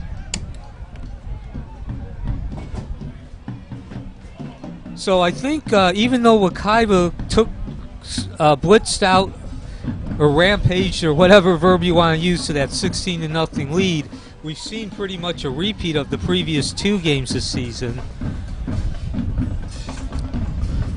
And so 2 plays in a row there, nothing coming from them. A no-gain run followed by a no-gain pass completion. 3rd and 10 coming up here for the Titans. Yeah, and basically what I mean is that Wekiva really played their best ball in the second half. They went in, made a couple of adjustments, and they came out and really took control of the game at every level and in every aspect. Kai Rivers runs for 6 yards, tackled by Peterson Gettium. As I mentioned, really, what took this game from Wekiva leading and in a position to close out the game to actually closing it out impressively and with force and using their force of will was three possessions, 3 touchdowns in the third quarter. And of course, that's not only the offense doing that, but the defense, of course, has to come up with the stops in order for the offense to get possession of the ball.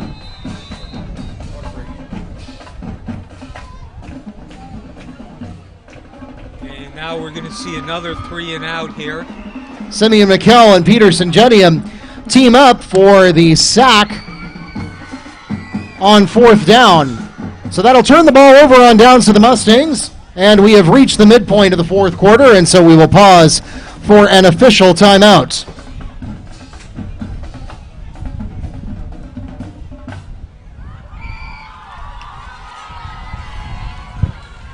Well, ladies and gentlemen, once again, once this clock restarts, it will likely not stop again for the rest of the game. So if you are depending on a ride to get you from tonight's game, make sure that they are on their way and headed toward the bus loop.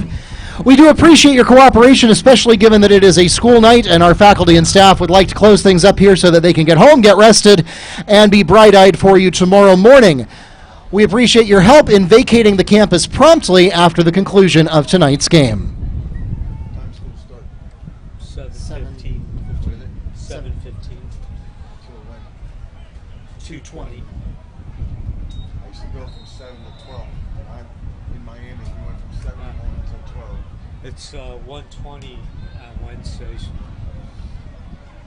But I was able to go to 8 because I played football. I was able to go to 8 and then have lunch and then have one more class after lunch because we were there on campus for football practice anyway.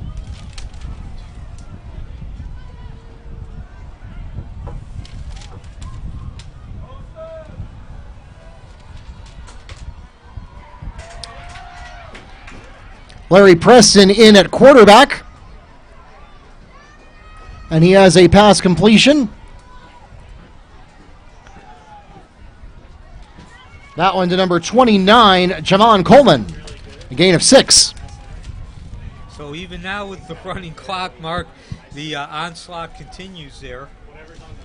Wekiva methodically still moving down the field, getting significant gains.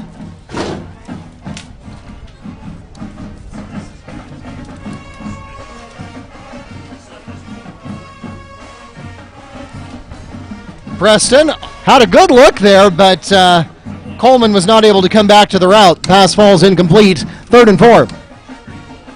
And again, if you just tuned in, the clock is still running despite the incomplete pass because the 35-point difference in the score. A lot of wobble on that camera. There we go.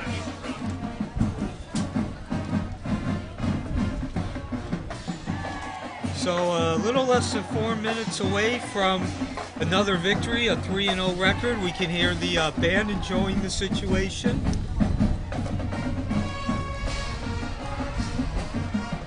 Preston with a pass.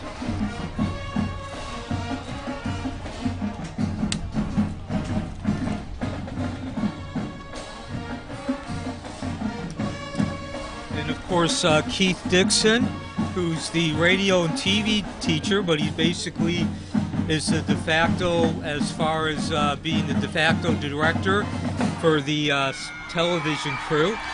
Pass is complete to Malik Carter. Tackle made by Nick Felix. Brings up 4th and 6. He was just celebrating with his young daughter. Preston going to go for it on 4th down because, well, why not? Larry Preston with a QB keep, and he doesn't have any options in the secondary. He'll run it himself, and he has a Mustang 1st down.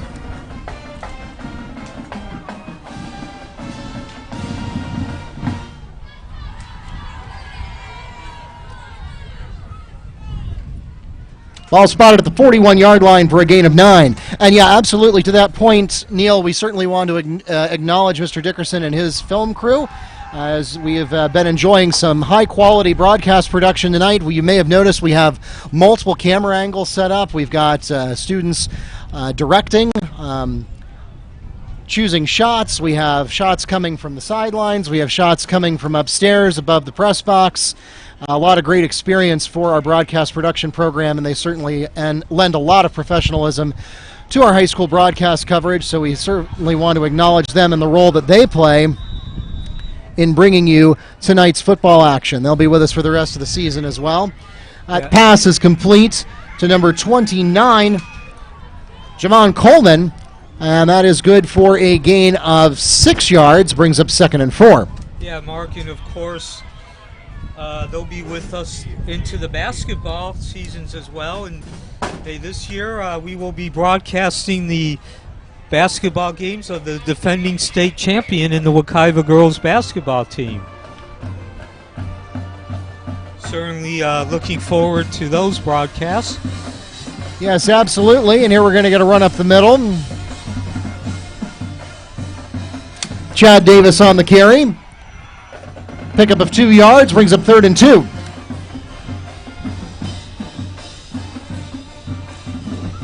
And, I'd also like to bring out here as we go under a minute, as you mentioned, the students who have been working with Mr. Dickinson on the video end of this, the TV end. I have had the opportunity to work with them and watch them because, of course, I am a sub myself. And they're very good because they work at it. It's not just like they show up. They do put a lot of time and effort into their craft, and of course it's showing tonight.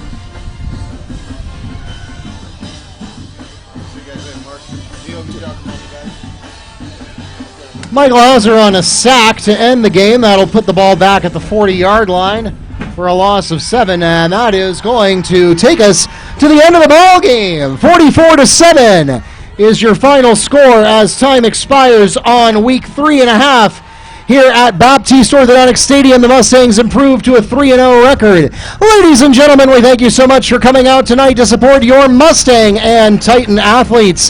Follow us on Facebook, Twitter, and YouTube at Wekiva Sports. And bookmark WekivaMustangs.com for all of your scores, schedules, and more. Please drive carefully and arrive home safely. Have a great night. And for those of you joining us online, don't go anywhere. Neil and I will be back for a quick bit of post-game analysis right after this.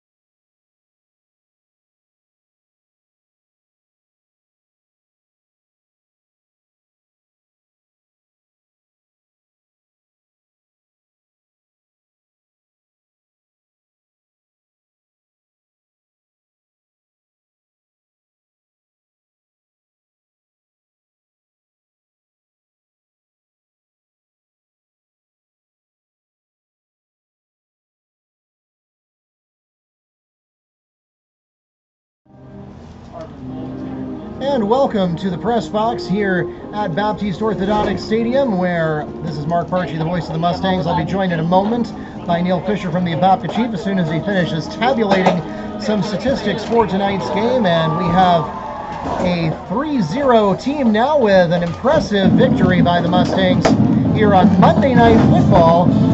Special event here that we don't get to see very often. I'll give you a quick shot. A quick shot of the band as they give one last hurrah. Of course, they're dressed casual tonight because of the Monday night action, and they don't want to get all sweaty and have to deal with their band uniforms going into the school day tomorrow. So the Mustangs certainly demonstrating a very strong second half. A lot of the mistakes from the first half were cleaned up very well, made some adjustments, and I think that I think we saw a lot of things from Wekiva that we really liked coming into the second half of play. Yeah, absolutely. And I think, I mentioned this, I probably beat it to death, but again, it's really where their 37 points, or excuse me, 28 points, 4 touchdowns in the second half kind of grew out of. And that was the fact that in the first half, they were actually passing the ball.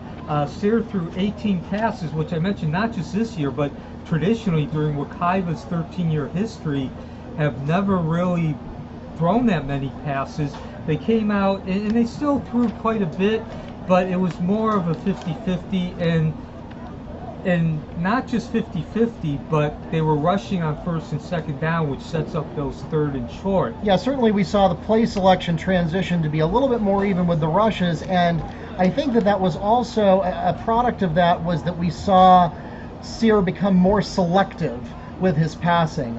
He only passed when he had something that he wanted on the route, and he was able to find receivers making angles that were safe and high percentage completion passes. Yeah, and as I mentioned, really it wasn't just the fact that Wekiva was throwing passes, they were picking the right spots to call the pass plays, but they were also picking the right kind of passes.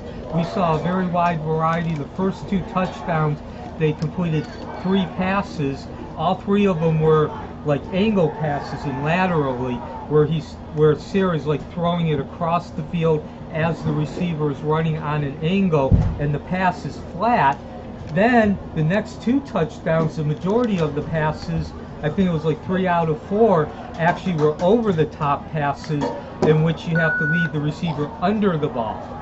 Yeah, and I think we saw that materialize for the Mustangs, both in terms of field position as they were able to control the game offensively, and in terms of the overall success of the offense. We had the Mustangs with 20 first downs compared to the Titans getting just 4. And the Mustangs had 347 yards of total offensive production compared to the Titans 134. And we saw that come out also in their field position and also in their time of possession. In particular, we saw the Mustangs come out with nearly 30 minutes, 29 minutes and 16 seconds recorded time for Wekiva, whereas the Titans came up with just 18 and a half minutes over the course of tonight's game. Yeah, absolutely. I don't think you have to be a football guru to understand the more time you have possession of the ball, the more likely you are to score. But I thought what was really important, not only in that second half, but the other half of the formula, was very simply that Wekiva came out and they started 3 of their first 4 possessions on Olympia's side of the field. Now in the second half, they actually did have to drive the ball. They scored 4 times in their first 4 possessions. The first 3 were 72, 60, and 48, and then they had a nice 27, excellent field position of 27 yards. But if you go back, they did not play. I wouldn't say they played bad. It wasn't like they made a lot of mistakes. It wasn't like Olympia had many opportunities to go ahead. But Wekiva really did not play as well as they were capable. They weren't as dynamic. They weren't as flexible. There wasn't that grab the other team by the throat, feel, taking control, exerting their force of will. But because they had such a short field, they didn't really need to do that. Yeah, and so the Mustangs are now looking ahead to how this is going to carry their momentum into a 3-game road trip. So it's going to get tough for the Mustangs from here because it's going to be a month before they're back at home. Today is September 9th. Their next home game is October 4th against Dr. Phillips. And in the meantime, they're going to have to travel to East River. That, on paper, is a game that is probably not going to be their toughest of the season, but perhaps a little bit rougher than tonight's. Well, to be honest, it should be very much like tonight's game. Let's face it, Wekiva did not have to play their best, and that's where I was going with that 16-0 lead. And I also want to point out, too, and this is in reference to East River, because maybe it'll break the trend of falling behind or not playing nearly as well, but Wekiva certainly played like the team that they are capable of the second half. They did not play anywhere close to that in the first half. They played just good enough to take that 16-0 lead. East River should be very much the same.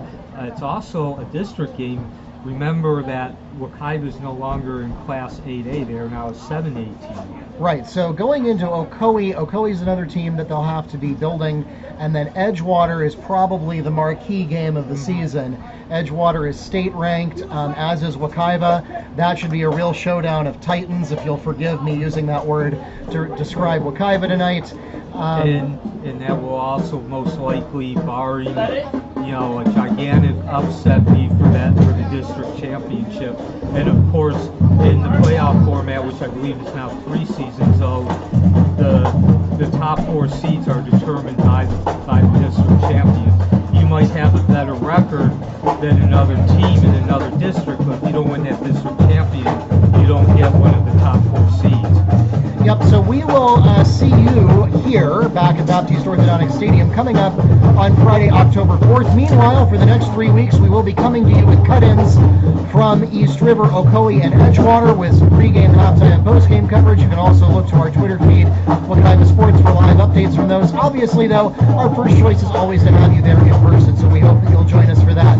As always, my thanks to Neil Fisher from the Apopka Chief joining us for tonight's game. My name is Mark Barchi, the voice of the Mustangs, wishing you a good night and a great week.